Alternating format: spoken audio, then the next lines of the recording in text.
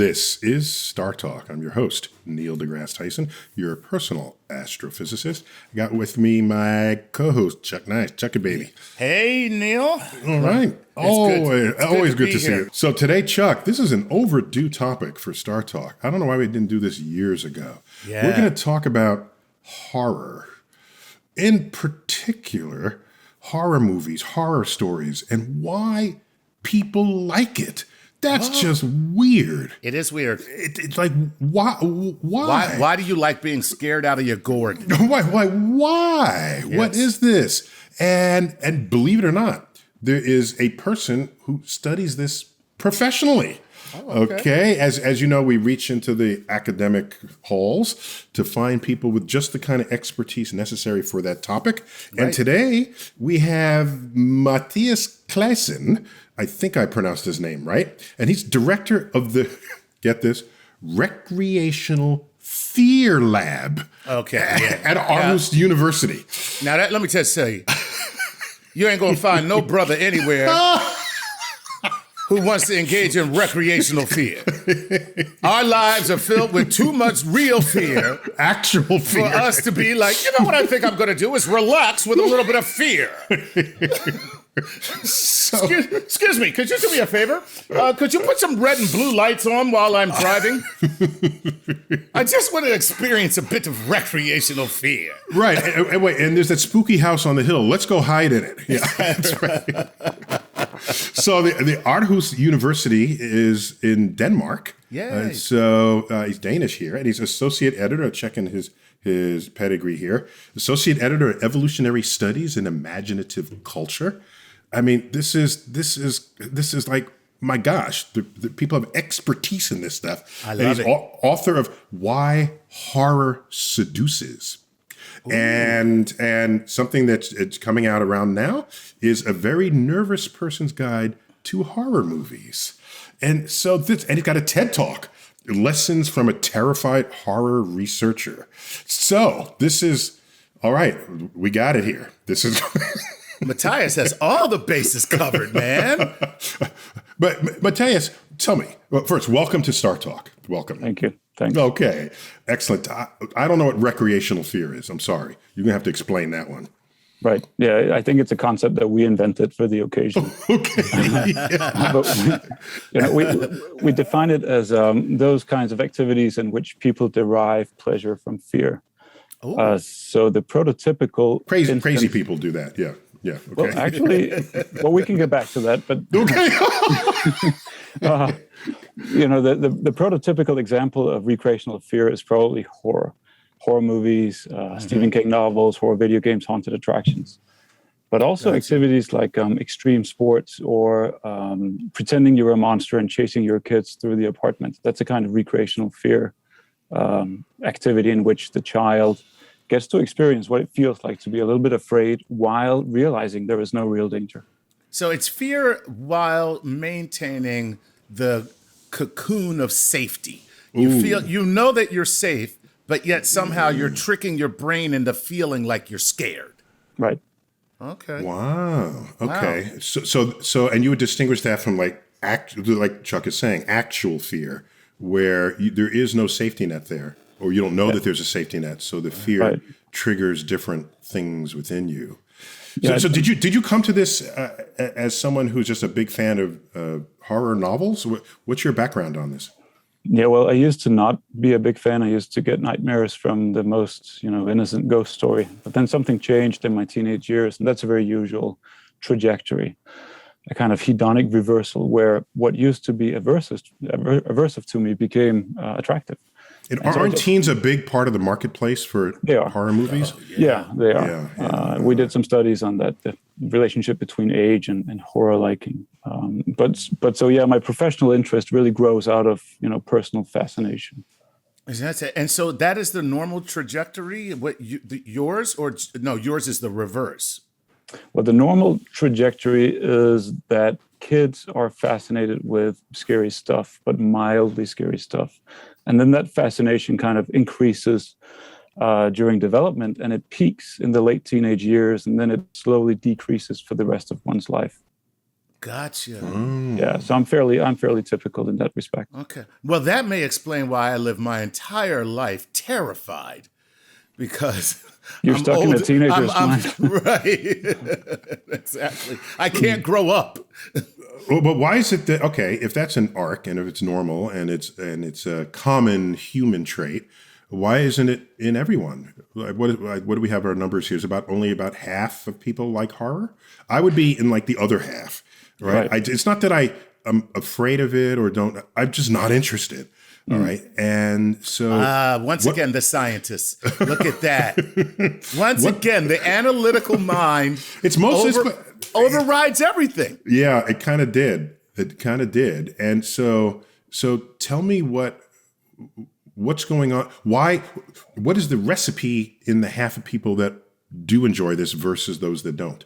Am I missing something, or do I have something that the other half doesn't have? Yeah, I wish I knew. I mean, we've been trying to get a grip on the personality profile of horror fans. I teamed up with a good colleague, Jens Kjeldgaard Christiansen. He's a media scholar. And so we tried to get a fix on what big five personality traits are correlated with horror liking. And thrill-seeking seems to be a personality trait that is related to enjoying horror movies, but also a trait called openness to experience. So people who enjoy new adventures, intellectual stimulation, but you would fit that bill. So I'm not sure what exactly. Well, in my mind, but not my body. Okay. Right. It's like, hey, once you put your body in this vice, that's a new experience. No, I can think that one through. Yes. Right. So there's a difference between what your body's going through and what your mind goes through, I guess. Yeah. Mm-hmm. Yeah. See, and it's funny though, I am not a fan of horror films simply because the scary part is really too scary for me. You're black. Just say well, it. Just let's say be for real. Say it. Okay. Let's exactly. Because and I am that person who's in the theater going, "No, girl, don't go in there. What's your problem? Don't go in the. Oh my God! Don't you? Did you just hear that? Am I the only one who heard that? Like, okay. Don't hide next to the chainsaw. Right. Exactly. He's right behind you. Right. So, I mean, I have to be honest though. I am fully aware on an intellectual level that that I'm in no danger and that I have suspended disbelief so that I can be a part of this experience. Mm-hmm. But yet, what happens to me afterwards, I can't take. I can't take it. It keeps replaying in my head, and it starts to affect me. That's just what happens to me, Right. But yet, I'm a thrill seeker. Wait, so Mathias, tell us about what's going on inside someone physiologically while they're experiencing it versus what effect it might have on them later. And not only just intellectually, but how about biophysiologically? What do you know about changes in the body and in the mind? Right. So we know that when people experience recreational fear, or horror specifically, they get the physiological arousal that is associated with fear. So they experience fear, but they find pleasure in that experience. So it's not just, they experience fear and joy at the same time. And there is a peculiar relationship between fear and enjoyment in these kinds of recreational activities. And that is something we have actually measured in a study we did in a haunted attraction, where we looked at the relationship between fear and enjoyment, and we found that there is a sweet spot. It used to be the case that people thought that the more fear, the more enjoyment. You've seen movie trailers for horror films that say, you won't sleep for 2 weeks, or this will scare the crap out of you, kind of suggesting that the scarier, the better. But it turns out, actually, if we look at the heart rate and people's self-reported experience, there is a sweet spot, a just right amount of fear that is conducive to the most pleasure. So lots of physiological arousal. The heart is hammering, the palms get sweaty, the mind is kind of narrowed on the stimulus, the movie, or the actors who are trying to scare you. And then afterwards, it takes a while for people to calm down. And most people actually claim that they have some lingering effects, that they feel more vigilant, that they watch a horror movie, they go into the basement to collect the laundry, and they think that tiny little sound in the corner of the basement is evidence of a chainsaw killer. So going into the basement for any reason. Anything. Yes. Yeah. Yeah. Nothing good ever happened in a basement, all right? Yeah. People get buried there. It's okay, yeah. So, and what about your immune system? What were we reading about this? There is some evidence to suggest that there is a short-term boost to the immune system from watching a horror movie. But it's very preliminary. The doctor is not going to recommend horror movies as a immune system boost anytime soon. Right. So what you're saying is it could give you a heart attack, and kill you. But if it doesn't, you have a better immune system. Well, it's super rare that people die from fright watching horror movies. Super rare. Wow. Take 2 Freddy Kruegers and call me in the morning. There you go. So is this some of what you talked about in your TED Talk? Just the sort of the physiological responses here, right? So how about your people's mental health? Right. Does it improve it? Is it indifferent? Yeah. That's one of the most exciting lines of research that we're pursuing, because people used to think that it was probably bad for your mental health. I mean, there's a lot of bias and prejudice associated with horror, that it's psychologically harmful, that it's morally corrosive. It could turn you into the person committing the horror. Yes, right? exactly. I mean, copycats or whatever. Yeah. I got to tell you, that's the reason why I worship the devil. Same here, right? So maybe it's not. Like what? No, well, so it does look actually like there can be positive health effects. We did a study during the pandemic where we looked at psychological resilience and horror movie consumption, and it looks like people who watch a lot of horror movies actually had better mental health during the pandemic, possibly because they have a lot of practice in fear regulation. So they watch horror movies, they get scared, and they use a bunch of strategies to regulate their own fear. And then they use those strategies also in, real life. Gotcha. So you watch a lot of zombie movies. Yeah, all of a sudden, this pandemic comes, and you're like, and it's a walk in the park. Yeah, you're like, I'm good. Right. I've already been through like 8 zombie apocalypses. This is nothing. Because a pandemic such as that approximates some of the early stages of a zombie apocalypse. That's right. Because in a zombie apocalypse, certain industries get taken out because all those workers are dead or zombified. Right. So they're not making the toilet paper, right? They're not producing the energy. They're not producing, and you see these shortages in society. So, wow. So the horror movie folks were just chilling. Yeah, exactly. They were. Wow. And that's why the CDC had a zombie apocalypse campaign 10 years ago. They said that if you're ready for the zombie apocalypse, you're ready for any kind of disaster. Oh, wow. How did I miss that campaign? How did I miss that? The government telling you to be ready for the zombie apocalypse. That's amazing. Wait, I'm just reminded. There was a skit on somebody's sketch comedy where there's this neighborhood, right? It's an integrated neighborhood. And so there's some black folks over on the side with a barbecue and other white folks. And zombies are coming down the street. And they turn towards the black home, and then they turn away and keep walking. And they only eat the white people. As they said, these are racist zombies. That's a funny sketch, actually. It was a pretty crazy sketch. But we don't like dark meat. That's funny. Look for it. It's somewhere online. You got to find it. Racist zombies. But Matthias, tell me, if I have a prior condition, could it be worsened?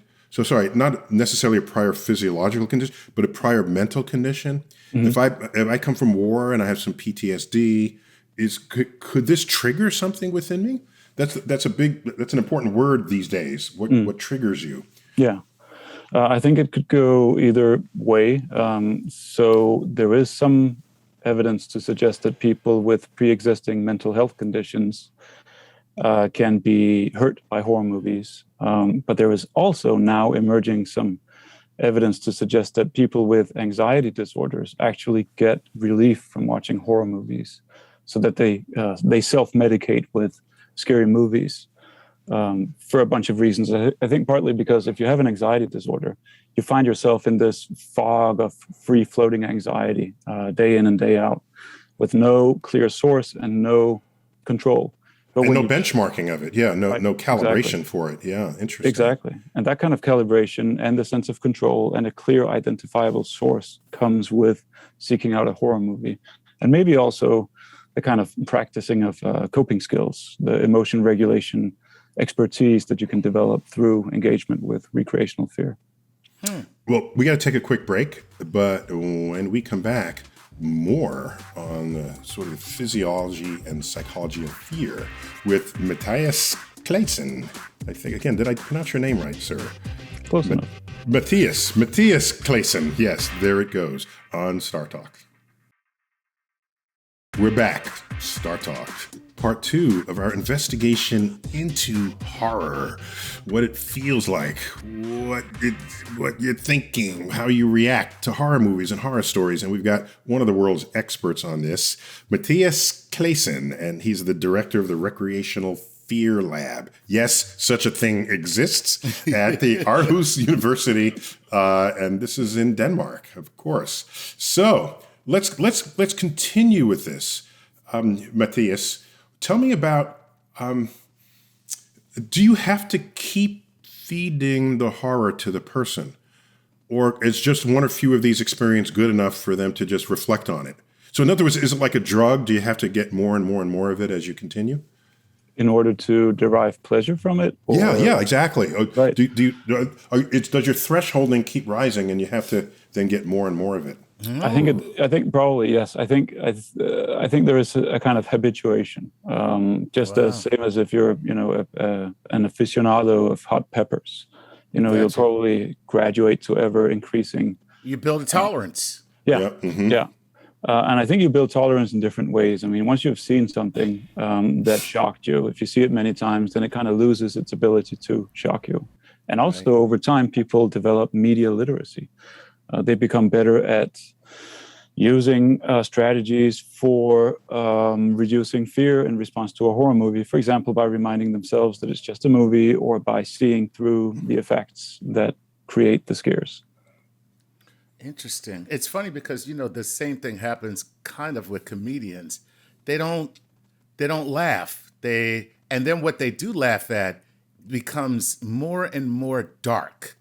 They become more and more, they become exceedingly dark. And the darker it is, the more it elicits a laugh, which is how many of them just end up getting canceled. Yeah, okay. Yeah, that's where they drive off the cliff. Right. When that happens. Right. They don't see the warning signs of it. So you still haven't told me, Mathias, why some people love it and some people hate it, or some people are indifferent. I'm more in the indifferent camp. Why, if it's that physiologically potent, why isn't it 100% reaction? Right. I was sort of hoping you wouldn't get back to that because I don't know. That's fine.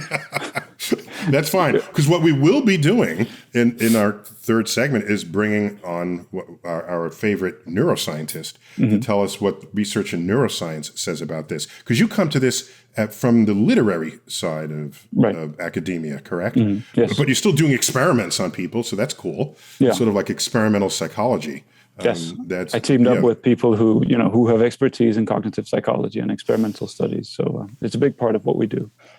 Wow. And so is Chuck right that if you spend a lot of your life in danger, in actual danger, that you're not going to want to go into situations where there's pretend danger because it doesn't really do anything for you? Another example, because you correlated horror movie watching with, what did you say, extreme sports or extreme experiences, jumping out of airplanes and things. And to Chuck's point, I don't know how many black people have ever died purposefully jumping out of an airplane because they just don't do that. Okay. They just think, no, I'm just going to try to survive this walk down the street. All right. Rather than jumping out of planes. So is there any truth to the dangers you experience in everyday life and whether you want to seek them out in these forms of entertainment?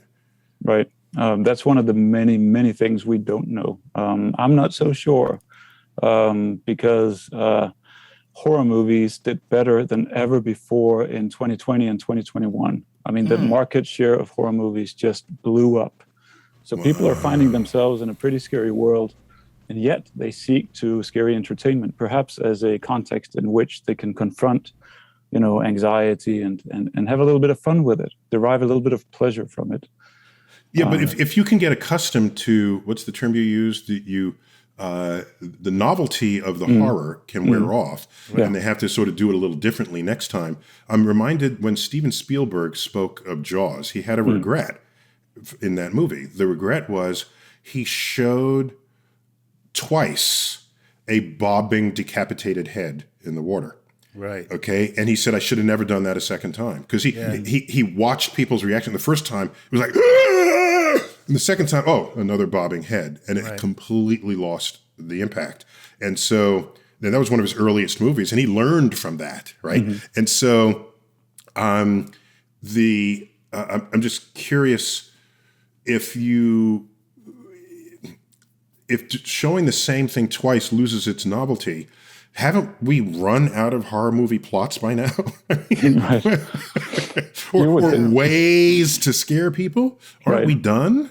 No. I mean, we've been going over the same basic plot structure for probably thousands of years. Right. Good guys meet evil monsters and may or may not survive.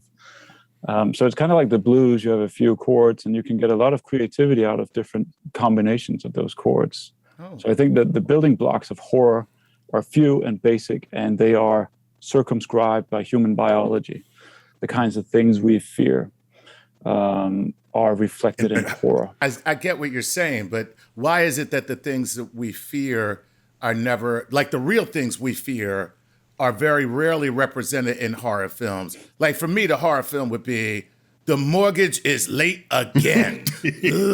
Like that would be like the horror film that I would have to go watch. Because that's like a real fear. They always tend to be supernatural. And if they're not, especially Stephen King stories, yeah. If they're not supernatural, then the supernatural element is just not acknowledged, but it's there. And then if it but if it's not that, then it's kind of like slasher. Like even like Freddy Krueger, which is supernatural, right? He's still just it's a slasher film. Yeah, right? Yeah. Mm-hmm. I think the stuff that does occur over and over again in horror, the haunting, the demons, the ghosts, the zombies, all the creepy supernatural stuff, and those crazy killers in hockey masks and bearing chainsaws. I mean, that stuff is dramatic, that stuff is potent, and it sparks the imagination. Now, if you wanted to sell a movie, a shocking thriller about the overdue mortgage, nobody's going to buy it because it doesn't evoke any. It'd be true, but it wouldn't be an economic success. Right, exactly. Chuck Nice stars in The Overdue Mortgage. Coming soon. Exactly. Well, so Mathias, tell me about the startle reflex. Some people have it for better or for worse, and others don't. And is it because they're expecting to be scared and then it happens in a way they don't expect it? Or what's going on inside the mind for that? Yeah. So the jump scare is one of the most common, well-known, and universally detested tropes of horror movies. We all know the jump scare. The character is going around, dark basement, somewhere they shouldn't be, and then suddenly, boom, something nasty jumps out, and you hear a loud, sudden noise, and everybody in the movie theater jumps. So the jump scare, and there are about 10 jump scares per horror movie, is designed to really engage the startle response, which is a very basic biological reflex. Basically, we share it with a bunch of other animals. I mean, you can do a jump scare on a cat if you have a cat, or a fainting goat. Exactly. Yes, and they respond in a fairly similar way. Right. So the jump scare is a really effective technique, and lots of people frown on it because it seems cheap. It's easy to create a jump scare.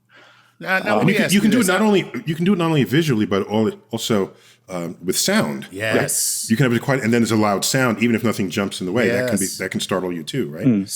So let me ask you this. So I got a 15-year-old son, and he loves horror films, and so do all of his kids. I mean, his friends, right? Whoa. Here's the thing. They kind of have this, they've all adopted this disposition where the less scared you are, the more analytical you are, then the better you are at watching horror films. So if there's a jump scare, he's like, oh, that's BS. That's, I can't believe you fell for the jump scare. And they're so is that some kind of just like, I don't know, are you a poser if you're scared of jump scares? Because they scare the hell out of me.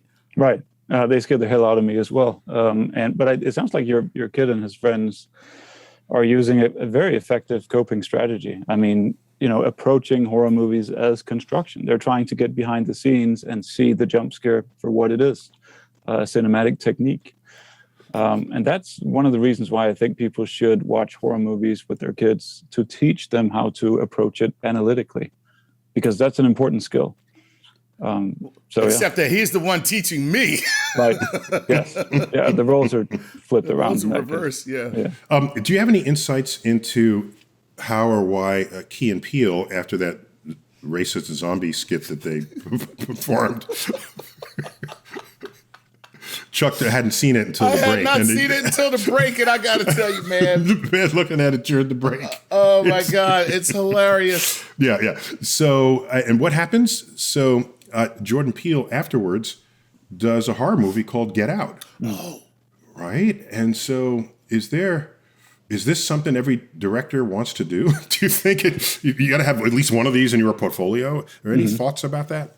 Yeah, that's a really interesting question, because horror movies for the longest time have been associated with lowbrow, mindless, low budget, aesthetically uninteresting fluff, basically. I mean, I work in an English department, and I'm a horror researcher, and it doesn't have the same cultural prestige as being an expert in Renaissance poetry or the sonnets of Shakespeare. So lots of directors. You think? I do think that. But lots, I can imagine just going down the faculty resumes, right? It's like expert on Renaissance art and on Shakespeare, on Milton, right? Horror movies, right? Okay, yeah. But we love you. That's why we have you on the show. We don't have any of your colleagues here. That's okay, right. Screw those pompous asses. No, never. Sorry. For sure. But I think some of that prejudice toward horror is actually going away, and I think one large reason is the success of Get Out, because Peele very consciously used storytelling devices from the horror genre and from science fiction to tell a story that was very progressive. He wanted to change things in the world, and he did that by using the tools of horror. Yeah, and it was socially relevant. The way, of course, everything about it. Yeah. So let me ask you this: speaking of what you guys just brought up, which is Jordan Peele and horror, is there any combination where comedy actually enhances the effects of horror, or vice versa, where being scared makes you, enjoy the laughter anymore? I don't know of any real like comedy horror films, but even Scary Movie is a comedy horror film. What are you talking about? Yeah, but it didn't scare me. Oh, okay. Yeah, it made fun of the genre. It made fun of it. It was a parody, whereas Get Out scared me, and there were some really funny moments in that movie. Yeah, that's true. Good point. Yeah, I think for one thing, the kind of the contrast between laughter and screams can be used very effectively in a movie like Get Out, or Cabin in the Woods, or I'm reading Joe Hill right now, one of my favorite writers, and he is hilarious, but he can also write some really scary stuff. But also, I think often the line between humor and horror is it's a thin and porous line. Something can be so horrible on the screen that it kind of becomes grotesque and funny, like in the Evil Dead movies. It's just over the top, and it's so far out that you stop screaming and you start laughing. So it's a kind of thin line. Could it be like there's a scene in Jurassic Park where T-Rex bites into the outhouse and grabs the lawyer who's on the toilet and swallows him in one gulp. That's kind of funny. Kind of. I mean, made me laugh just hearing you bring it up again. I pictured it in my head and I started giggling because it's. I mean, nobody wants to be on a toilet and then eaten by a T-Rex. But this was a kind of a reprehensible character in the story. He was a lawyer. Yeah. Wow. Okay. Actually, on the topic of, you mentioned Jaws before, and they had this mechanical shark made for the movie, which kept, it got broken. So that's one of the reasons why you only see the shark for like a couple of minutes during the 2-hour movie. But they actually took to calling it Bruce after Spielberg's lawyer. So this shark was named after nice, Bruce. Well, Mathias, we're going to have to say goodbye to you. For a third segment, we're going to bring in a neuroscientist to sort of see what they have to say about this very same genre. But I don't know what they'll know that you don't know because you've been doing all these experiments, and that's ultimately how we get the answers in science. Yes. But it's been a delight to talk to you. It's been a delight to even know that you exist as a person with this expertise. Because as an academic, I just love it that somebody has devoted their lives to something that everyone else either just takes for granted or doesn't think there's anything there, because there usually is when you part the curtains. Yeah. You know what we never got to? Your favorite horror film of all time. Oh, let's ask that. Sure. Just before we go, what is that? Let's say, it's hard. Halloween by John Carpenter. Wow. Oh, very classic. Very classic. Yeah. I haven't seen nearly as many horror films as you. I've probably seen 1% of them that you have. But I have to put up there The Omen. Right. Ooh, yeah. Also a classic. Just because the idea of what was going on. Yeah. To me, it wasn't how bloody things were or anything. It was just, oh my gosh. Yeah. This is actually happening. Right. This is terrifying. And it was, because it's like a huge conspiracy playing out the entire movie. Right. And there's nothing you can do to stop that conspiracy from unfolding. Correct. Yeah. Correct. So that was spooky. It's a good one. How about you, Chuck? Oh, man. I'm going to say Finding Nemo. No. Okay. That shark scared the wits out of you. Yeah, man. Bruce got me. Bruce got me, man. All right. No, we got to hold it quits there. So Mathias, do you have a website we can direct people to, or social media? Well, my lab has a website. It's fear.au.dk. And I'm also on Twitter and to try to share some of our exciting findings. So, and what's your handle on Twitter? It's my name. So the funny looking A and then Mathias Clasen. Got it. At Mathias Clasen. Okay. Yeah. All right, dude. Well, thanks for being on StarTalk. When we come back, we're going to bring in Heather Berlin. She's our neuroscientist at large, and she's going to tell us all about what's happening in the neurochemistry of fear and startling and anything else that might keep you awake at night. We'll be right back. We're back. StarTalk. We're talking about the science of fear, of recreational fear, coming off of 2 segments with one of the world's experts in that subject.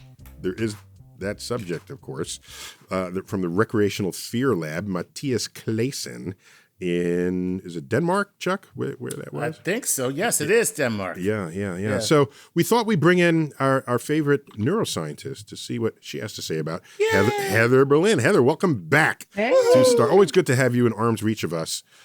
Because we get to these moments where I don't know what's going on. You know what's going on, Chuck? Never. It's okay. So, neuroscientist, clinical psychologist, associate clinical professor of psychiatry and neuroscience at the Icahn School of Medicine, Mount Sinai. Not the I Can't School. It's Icahn. Icahn. Heather, what's your favorite scary movie? Favorite? Yeah. I like psychological thrillers, so I'm into like Silence of the Lambs and that kind of genre. Okay. I don't know if I have a favorite. I mean, Poltergeist really left a mark on me as a kid. That really, there's some that are just imprinted in my brain, and that's one of them. Yeah. So tell me about people who seek this stuff out. Because what came up in a previous segment was Chuck and I were commiserating. We're saying, Yeah. Which just if if your life is already a risk, just walking down the street because you grew up in a tough neighborhood, or the cops might be beating up on you, you're not saying, gee, I want more scary horror in my life. So we were hypothesizing that if you live a life of danger and risk, that you don't then need to seek it out. So can you distinguish between those two? I do think that there is some truth to that. Some of the joy or the pleasure that people get out of sensation seeking or seeing horror films and getting themselves scared. Does that include jumping out of airplanes? I mean, that kind of thing as well? Yeah, it does. It does. It's Parachuting? the same, it's the same physiologic reaction where you're getting that sort of fight or flight response. You're getting the cortisol, the adrenaline, and depending on the context you're in, you could interpret it as being a really pleasurable sensation or a really terrifying sensation. But the actual physiologic response is the same. It's just how you perceive it, how you interpret it, which is context dependent, changes. So some people who maybe are slightly understimulated as a baseline chronically are seeking out those higher levels of stimulation to feel satisfied, to feel good. And there's also something about scaring yourself in a scenario where there's no real threat, because then you get that sort of high, and then there's also that release when what's called the parasympathetic nervous system kicks in and calms everything down. That's also very pleasurable. So that's pleasurable because you were in a tense state, and then you come out of the tense state, and that transition is where you derive the pleasure, I guess. Is that right? Exactly. The release of tension as well is really pleasurable. Yeah, that's kind of weird. It's kind of like hitting my thumb with a hammer and then sticking it in some ice. It's like, damn, that hurt. Oh, that feels so good. Like, well, this is how Chuck brings pleasure to his life, only after he imparts pain. Yes. Right. Okay. Well, there are some people who are dealing with different, psychological issues that are in a lot of psychological pain, and they self-harm, people who cut themselves, harm themselves, because in a way it is a release of tension, of psychological tension that they have. But there's something about it also brings you into the moment. There's an immediacy. So if you think of a free climber, a rock climber, they can't think about all their problems or anticipate things about the future. You're right there in the moment. There's an intensity to it. That's also, there's something pleasurable about it. But people who in their everyday life are living under constant stress, or who have to be sort of hyper vigilant, they tend to not be as attracted to scaring themselves for entertainment purposes. And people who've come out of, let's say, war situations or have sort of PTSD and are hyper vigilant, so any little thing can trigger them. They're not looking for more stimulation. They're already sort of chronically overstimulated and don't need any more. It's people who kind of maybe need a bit more to get that same high. I would intuit that if you grew up in a sort of environment that was threatening, you're not going to be attracted to these horror films as much. But is there any therapeutic value to purposefully scaring someone if, for example, they had PTSD or some other kind of trauma in their life? Does more trauma but controlled help get them out of it, or do you just avoid it altogether? Yeah, and that's part of what exposure therapy is about. That's the term I was looking for there. Yeah. Yeah, exposure therapy is so you basically create a hierarchy with somebody. So like, what is like your worst fear? You'd rate it like a 10 all the way down to a 1. And what you do is you start out with something where they're at like a 5 or a 6 in terms of their fear and anxiety. You expose them to a situation, but it's still a safe environment until they eventually habituate. So the brain over time can't be chronically in this state of fear. Eventually it subsides. And then when the person gets down to say a 1 or a 2 in terms of their fear level, then you take them up to the next notch. And so you keep sort of, it's called gradual exposure, gradually exposing a person to their worst fears until their brain learns, okay, you don't have to be afraid of this anymore. These are when people are having irrational fears, right? If it was a real fear, you're not going to expose them to, say, of course. Yeah. So it's like good tolerance instead of bad tolerance. Like alcohol is bad tolerance. You got to keep drinking more and more. Right. And this, you actually want to ramp it up so that you can come down. No, but for example, Right. if you fear pigeons, that's not rational, right? Because the pigeon is not going to. Or even spiders. You know, I people don't with know, man. spider Is the phobia. pigeon sitting over top of me? 'Cause that might. No, you fear pigeon That might poop. be That's different. That's a different fear. That's true. Yeah. So let's say you fear a spider, for example. What's also interesting is that there are some evolutionary predispositions we have to certain types of fears. So people aren't born necessarily with the fear of electric sockets, right? Because that wasn't, that didn't exist. The deep in our Serengeti didn't have evolutionary electric sockets. history. No. So They only had even though one-prong those sockets. The really- two-prong and three-prong came later. They came later. So we don't have, so that's not a common fear. What are common fears? Claustrophobia, heights, fear of insects or spiders. Because I think there is a genetic component to certain types of fears that we are predisposed to. Then there's also learned fears over time. If you see somebody in your environment growing up that's always afraid of, say, a spider, you might learn that fear as well. But with the exposure is that you see what they can tolerate. Maybe it's just a picture of a cartoon of a spider, and then you get them to habituate that. And then you show them a real spider. And then over time, with this process, you can get someone who is terrified of spiders to hold a tarantula in their hand and be okay with it. So I wonder if, Chuck, this applies to comedy. Like you start people out slow and then you can get them to laugh at your...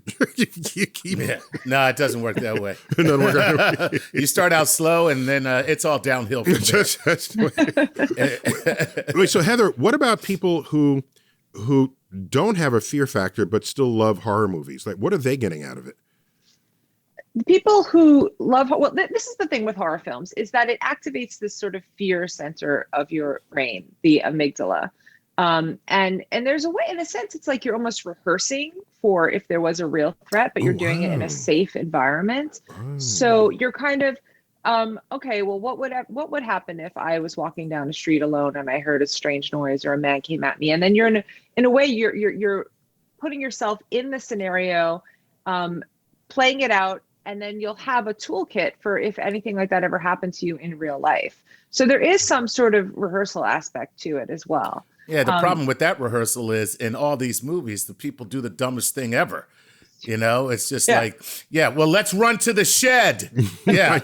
No, that's where all the tools are that he's going to kill you. Okay, so Chuck, that's a different question for Heather. Heather, why are the teens in horror movies so stupid? Yeah. Oh, their prefrontal cortex is not fully developed. You got an answer to that. You got an answer. Oh my gosh.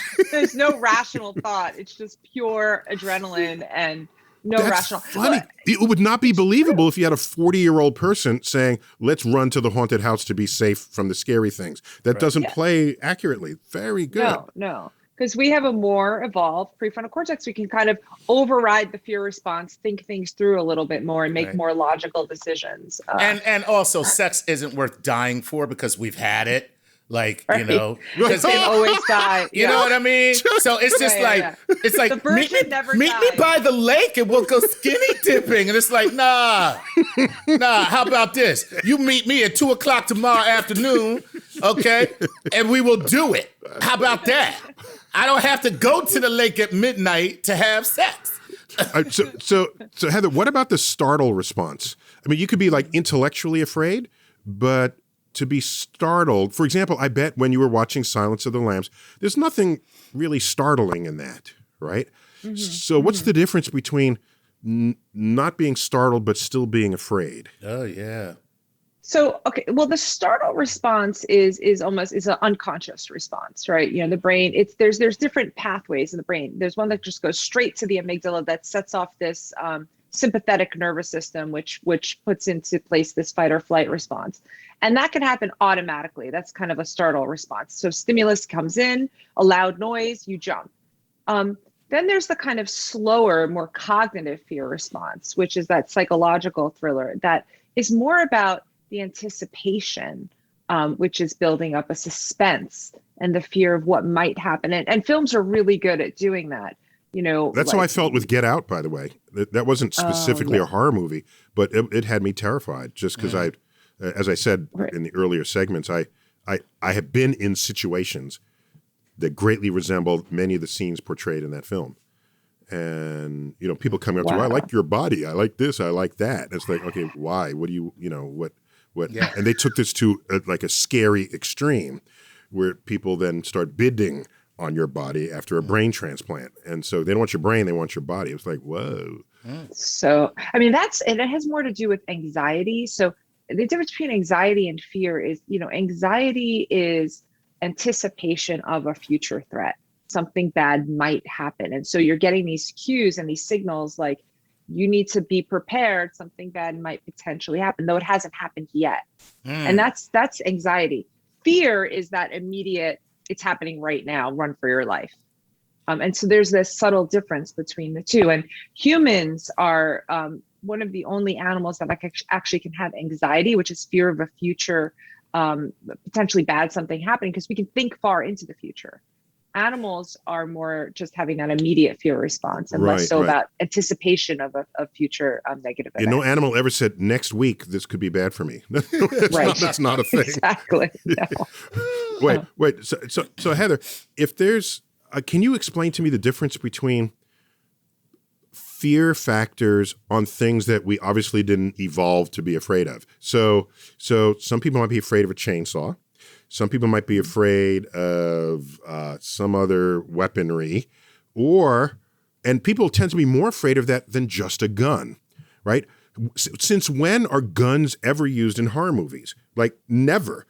That's too boring, right? But it's probably a more potent means of you losing your life. So the most unlikely way of dying doesn't scare you, but the thing that could be outlandish terrifies you. Yes. So guns should be scary. Yes. But they're not used in horror movies. It's the hatchet, the chainsaw, something else. Yet, maybe it's because we're in America and everybody knows that there's a really good chance you're going to get shot. No, everybody's got guns. Ain't nothing scary about it. There's nothing scary. We've all made peace with the fact that there's a good chance we'll get shot. So now a hatchet is like, oh my God, that's terrifying. Like nobody gets hatcheted. Right. So is it because they're getting more and more inventive with ways they can kill you in a horror movie? So what I think, first of all, with guns, part of it is we've habituated to guns. They're not as scary because we see them so often. And it's also tends to be a very quick death, right? You get shot, you die. These other forms of death that they tend to use in horror films kind of drag it out. They're more gruesome in a way, But outside of that, even, there are psychological aspects to this, particularly classical conditioning. So the original studies of classical conditioning with somebody, it was little Albert, it was called, and it was a little boy, and they played this really loud, startling noise for him. And then they paired that startling noise, which was the thing that is this before that was outlawed? Yeah, these were experiments like in the 1950s before we had the ethical. Okay. You said it like, I got Albert next door, By the way, he became my husband. Later on, little Albert became Jason. So right, exactly. Full circle. This poor kid. And so they trained him to fear this loud noise. Then what they did is they would pair the loud noise with like a little, I think it was like a white rabbit or something, or a little white rat. And then he became fear of the white rat. And then that generalized to fear of any white fluffy thing. And over time, you start to make these sort of associations. And so that's sort of part of what they're playing at in some horror films. Like maybe it's not even the knife you're afraid of, but it's, walking into the store that sells, knives or whatever it is. It starts to, you can generalize out. So the fear expands to all these other objects that are surrounding the actual fearful thing. So the best horror movie producers are those who've spoken to you in advance. And no, I do consult on films.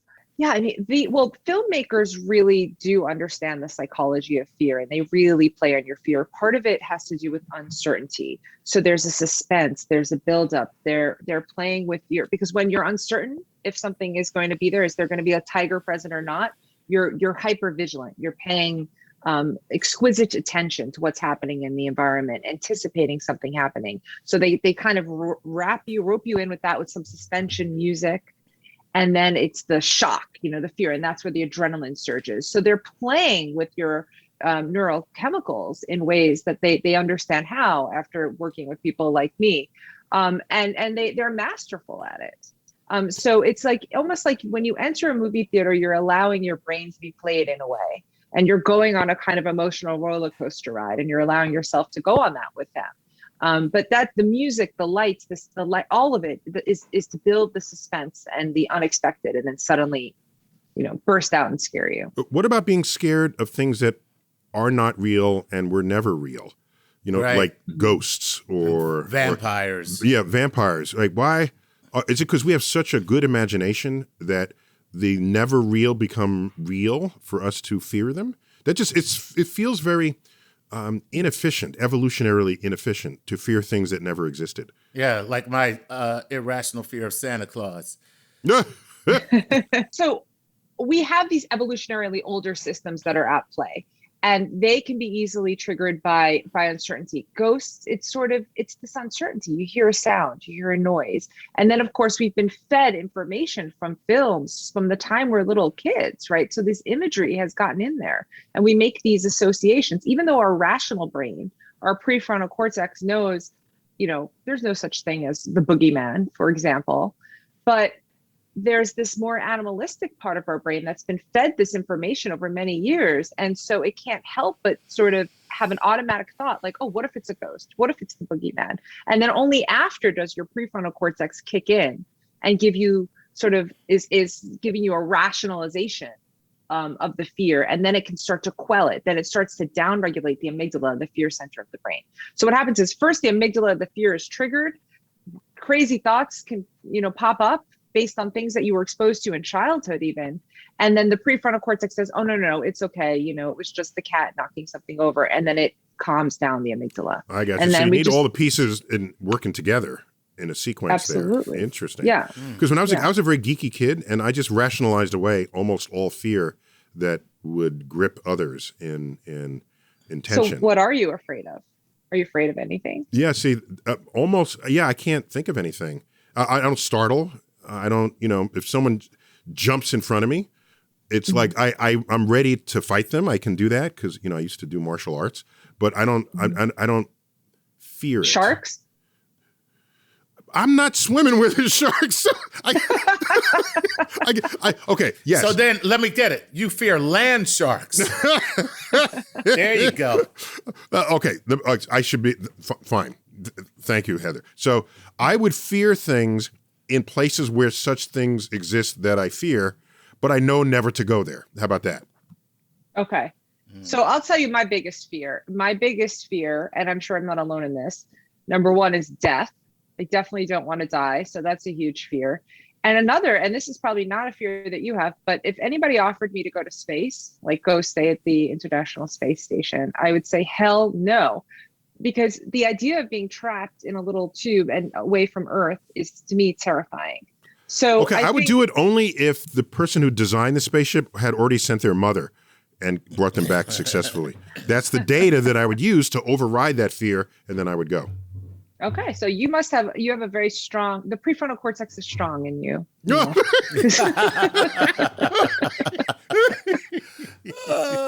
that's funny.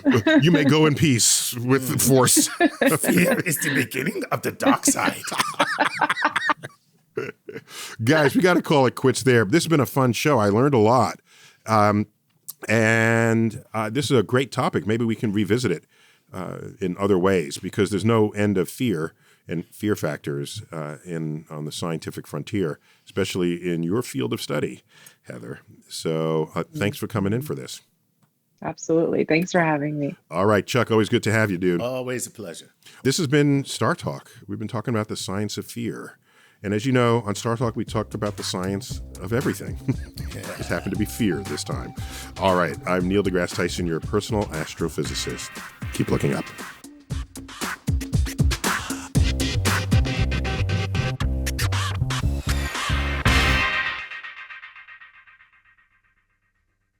Oh my God!